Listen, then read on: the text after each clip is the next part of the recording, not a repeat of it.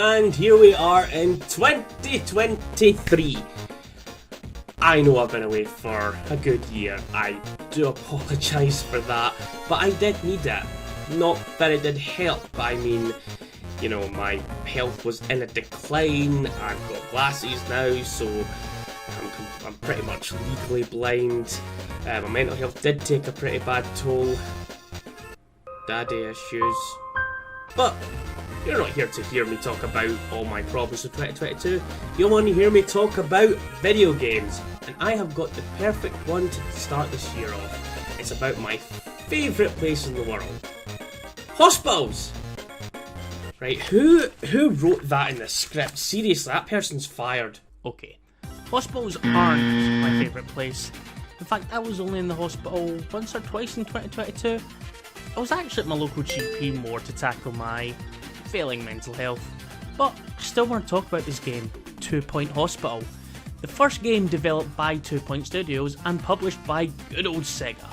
The game is a spiritual sequel to Bullfrog's 1997 hit Theme Hospital, and a few members of the development team created 2 Point Hospital, and it shows with its wackiness and out there conditions. This was first shown to the public via YouTube in January 2018, and it was immediately made apparent about what the tone of the game was going to be, as it mentioned someone who had the illness light-headed, in which people's heads become light bulbs. The game was then released in August 30th of the same year to tons of praise and shown promise to what it could soon become a franchise. And its success shows. It's gotten ports to pretty much the whole console scene. It has also gotten a good number of DLC. But is the success warranted? Well, that's what I'm going to find out today. Here is 2 Point Hospital. As you boot up the game and start fresh, you can immediately guess that this game is not going to be taken seriously, as you can see during its opening cinematic, which may be a small case of malpractice, and our quack doc saying the very calming line, "At 2 Point Hospital, over 52% of our patients believe they leave healthier than when they arrived." Which shows that either 48% will still be sick, or have swift entrance to the afterlife. After the quick introduction, and the quick rename of my foundation being Subscribe and You'll Be Fine, which is just its name, there's no ulterior motives. You are thrust into your first hospital in Hogsport, which is also the first tutorial, and it's rather simple. In fact, that's what I see this game being, a simple to control game, but difficult to master. You learn the usual basics such as moving the camera, and then it's time to add a reception desk, a GP's office, a pharmacy, and some staff to get the hospital rolling. When it comes to staff, you have some qualifications indicated in these slots, whether it can be better ward management for the nurses, or being a ghostbuster for janitors, as dead can haunt your hospital. But they also have different personalities which can have a small impact on your hospital. Depending on your staff will also depend on their cost, because you can't have a simulation game without having a healthy dose of capitalism. There are multiple hospitals to unlock, and you only need 1 star in each to unlock the next location. In this instance, Lower Bullocks. This is where they introduce psychiatry, and you think you would be admitted here because you live in a place that's very close to a swear, but no. People have an illness known as Mockstar, where they are all Freddie Mercury cosplayers. Strange character to partake in LARPing, but I'll roll with it. And this is the hospital where the difficult to master comes in. My hospital, later in this place, is wanting to implode right now, and I don't have the staff or money. Once you are finished with lower you then have fluttering. They mention how there is an epidemic of clowns. And I see this as the final tutorial, and it's not easy. Training is the aim for this hospital, and this is where you can give your staff brand new qualifications so they can do a much better job and stop disguising sacrifices to the elder gods as unfortunate accidents. The new illness though...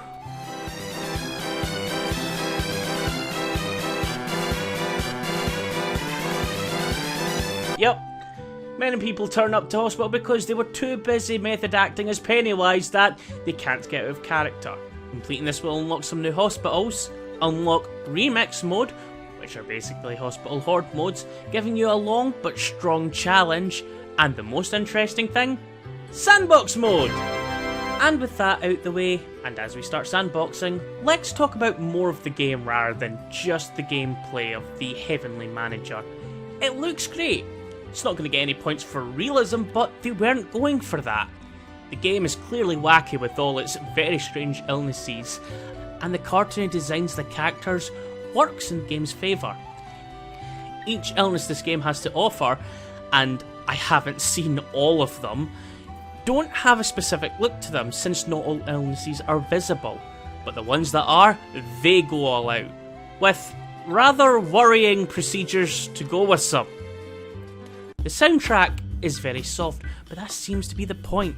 You don't really hear "get down with sickness in hospitals," that's just plain inappropriate, but this game deals with backing tracks as if you're listening to a radio station. They go as far to have radio hosts too, gives it tons of character into this game. In fact, they even have a segment about new areas you unlock, not about the hospitals, but about the area in general. Rise and shine, everyone. And if you happen to be in Lower Bullocks this morning, watch out for the gathering of druids down at Grog Ben's Ring. In a total coincidence, the town will also pay host to a psychology convention today.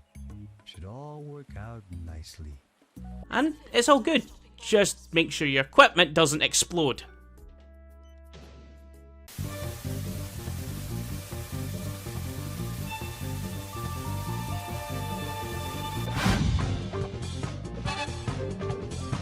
Extremely basic, as all you can really do in these genres is make a hospital for its story. Sure, they could have added an overarching plot alongside the game, but are at risk of losing some charm, so they're keeping it more of a sandbox-esque game, and it's a very good call in my opinion. Absolutely love the graphics, as it fits well into its crazy, unrealistic nature. Each room is easy to differentiate, so you won't get lost when finding a room that you need or want to edit. The music as well, as the radio hosts add to the hospital charm this game is presenting. Easy to play, difficult to master. It's all about balancing funds, workers' morale, customer satisfaction, and making the hospital successful. I'm not great at this game, but it does let me reevaluate if difficulty is being had and make it better, causing me to make better decisions. And my verdict for 2 Point Hospital is...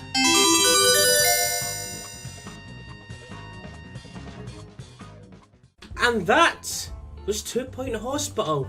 And I'm well aware that I only looked at a mere fraction of the game. I didn't really look at the DLC. But apart from that, and me being terrible at the game, it's great. Very simple to play. I really do enjoy it. And it's a franchise now. 2 Point Campus was released in 2022, which I've only played a small part of, but it is enjoyable. But with all that being said, I've been Gamebreaker Mills, and just hold on for a moment. Susan, has the new patient subscribed to the YouTube channel? Give me one moment.